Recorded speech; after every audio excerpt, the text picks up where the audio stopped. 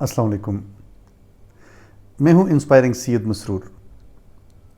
میں نے پہلے ایک ویڈیو بنائی تھی جس میں نے یہ بتایا تھا کہ جو اوورسیز پیرنٹس ہیں ان کے کیا کیا چیلنجز ہوتے ہیں، اور وہ کافی ڈیٹیلڈ ویڈیو تھی، لیکن کچھ پوائنٹس جو بڑے سگنیفیکنٹ ہیں، جو بعد میں نے اپنی فیملی سے ہی بات کر رہا تھا، اپنی وائف سے بات کر رہا تھا، تو کچھ پوائنٹس ایسے امپورٹنٹ ہیں جن کو مزید شیئر کرنا ضروری تھا. تو میں نے مناسب سمجھا کہ میں اس کا ایک پارٹ 2 بناؤں ویڈیو کا اور آپ لوگوں سے شیئر کروں. اب وہ 5-6 پوائنٹس ہیں جو بہت پرٹیننٹ ہیں اور بہت سگنیفیکنٹ ہیں. پوائنٹ نمبر 1 کہ جب آپ کسی دوسرے کنٹری میں ہوتے ہیں تو وہاں پہ جو پلیسز آف ورشپ ہیں، جس طرح اگر فار ایگزامپل مسلمانوں کے لیے مساجد، تو کچھ کنٹریز ایسے ہیں جہاں پہ مساجد کی بہت کمی ہوتی ہے. نان مسلم کنٹریز ہیں یا یورپین کنٹریز ہیں، یا کوئی بھی ایسے کنٹریز ہیں جن کا میں یہاں پہ شاید بتا نہ سکوں یا مجھے پتہ نہیں ہے کہ وہاں پہ مساجد کی بہت کمی ہوتی ہے. تو ایسے میں عبادت کرنا، بچوں کو عبادت کے لیے لے کے جانا، ان کو اس طرف راغب کرنا بہت مشکل ہو جاتا ہے، کیونکہ مساجد اگر موجود ہوں تو پیرنٹس کے لیے، فادر کے لیے آسانی ہوتی ہے کہ وہ اپنے بچوں کو مساجد میں لے کے جائیں، نماز کے لیے لے کے جائیں. رمضان میں جس طرح سے سحر ہو رہی ہے، تراویح ہو رہی ہے، اسی طرح سے شام کو روزہ افطار کرتے ہیں لوگ وہاں پہ جا کے، تو اس کو کور کرنا اور ریئلائز کرنا اور پریکٹس کرنا بہت آسان ہو جاتا ہے اس طرح کی عبادات کو، اگر پلیسز آف ورشپ موجود ہیں. دوسرا جو چیلنج آتا ہے وہ ہے کریکلم، ڈفرینس آف کریکلم. اچانک آپ پاکستان سے یا کسی اور بھی کنٹری سے دوسرے ملک میں جاتے ہیں تو جو آپ نے اپنے ملک میں پڑھا ہوتا ہے اس کے کریکلم میں اور نئے کریکلم میں زمین آسمان کا فرق ہوتا ہے.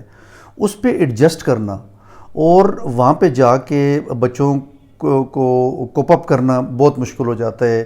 یہ بچوں کے لیے بھی بہت بڑا چیلنج بن جاتا ہے، اور والدین بیچارے بھی بچوں کو دیکھ رہے ہوتے ہیں اور وہ اسٹریس اور انگزائٹی میں آ جاتے ہیں.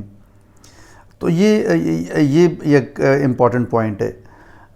پوائنٹ نمبر 3 کہ بچوں کو ویلیو سسٹم کی طرف لے کے جانا، یعنی کہ جو لوکل ویلیوز ہوتی ہیں اس کنٹری کی اور جو آپ کا اپنا ویلیو سسٹم ہے وہ کلیش کر رہا ہوتا ہے وہاں پہ، تو اس میں بہت پرابلم ہو جاتا ہے. بچے اس سسٹم میں، اس کلچر میں، اس ویلیو سسٹم میں اسیمیلیٹ کر جاتے ہیں، اس میں ایبزارب ہو جاتے ہیں، اور پھر والدین ان کو جب اپنی ویلیو سسٹم کی طرف لانے کی کوشش کرتے ہیں تو وہ بہت مشکل ہو جاتا ہے. اس میں والدین کا قصور بھی ہوتا ہے کہ والدین بچوں کو شروع سے شاید ٹریک پہ نہیں رکھ سکتے.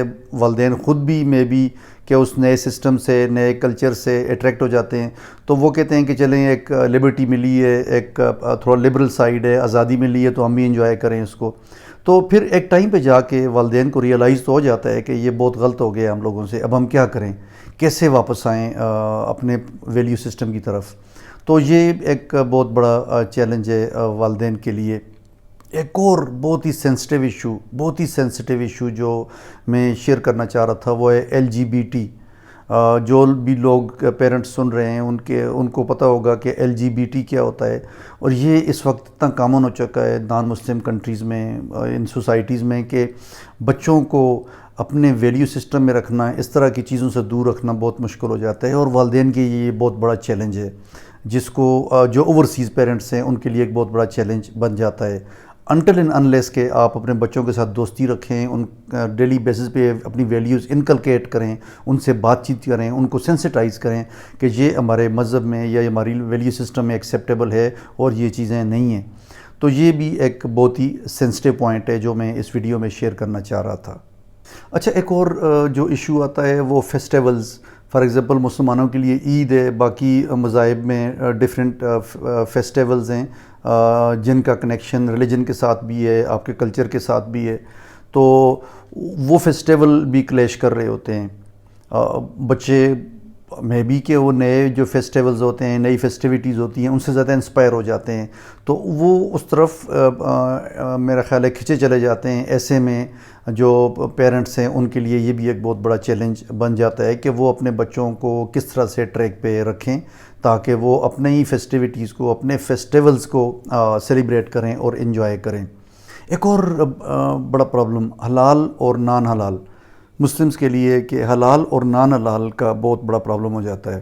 جس طرح ملائیشیا میں رہ رہے ہیں مسلم کنٹریز میں، وہاں پہ تو ایک پورا سرٹیفیکیشن ہے، کوئی بھی حلال سٹور ہے، اگر نان حلال کوئی چیز ہے تو وہ آئیڈینٹیفائی ہوتی ہے وہاں پہ کہ یہ نان حلال ہے. جس طرح الکوہلک ڈرنکس ہیں یا کوئی بھی چیزیں ہیں تو. لیکن مسلم کنٹریز میں ہمیں کوئی ابھی یہاں پہ ملائیشیا میں کوئی پرابلم فیس نہیں ہوا.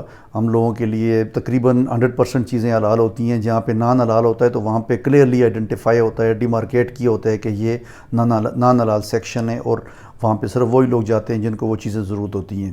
لیکن یورپین کنٹریز میں یا نان مسلم کنٹریز میں یہ ایک بہت بڑا چیلنج ہے کہ کس طرح سے حلال اور نان حلال کا فرق. پھر اویلیبلٹی، حلال گوشت چاہیے آپ کو، حلال چیزیں چاہیے، تو نان مسلم کنٹریز میں ان چیزوں کی اویلیبلٹی بہت بڑا مسئلہ بن جاتا ہے.